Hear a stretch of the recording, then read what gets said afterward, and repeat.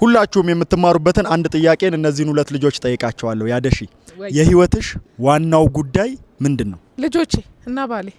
ያንተስ? የኔ በህይወት መኖሬ ነው ዋና ጉዳዩ። ጤነኛ ሆኖ ነው ወይስ? ጤነኛ ሆኖ ዛሬ መነሳቴ ዋና ጉዳዩ እሱ ነው።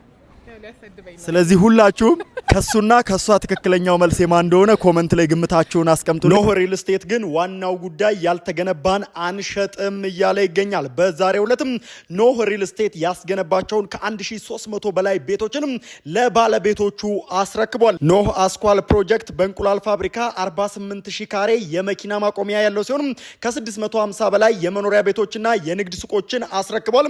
እንደዚሁም ደግሞ በሴቶች አደባባይ ኖህ ቪክትሪ ፕሮጀክት ከ1850 ካሬ በላይ ላይ ያረፈ እንደዚሁም ደግሞ ከ160 በላይ ቤቶችንም በውስጡ ይዟል። በዚህ ስነ ስርዓት ላይ ታዲያ አዲስ አበባ ከተማ አስተዳደር ምክትል ከንቲባ ማዕረግ ዋና ስራ አስኪያጅ ኢንጂነር ወንድሙ ሴታ እንደዚሁም የኖህ ሪል ስቴት መስራችና ዋና ስራ አስፈጻሚ አቶ ቴዎድሮስ ዘሪሁን እንዲሁም ደግሞ ሌሎች ጥሪ የተደረገላቸው እንግዶች ተገኝተዋል። ኖህ ሪል ስቴት እስካሁን ድረስም ታዲያ ከ11000 በላይ ቤቶችንና ሱቆችን ጥራት ባላቸው ሁኔታ ያስረከበ ሲሆን እንደዚሁም ደግሞ ከ33 በላይ ፕሮጀክቶችንም ገንብቶ አጠናቋል። በቀጣይ 2 ዓመት ውስጥም ታዲያ ከ25000 በላይ ቤቶችንም በቦሌ ሆምስ እና በሌሎች ፕሮጀክቶች ለህዝቡ የሚያስረክብ ይሆናል።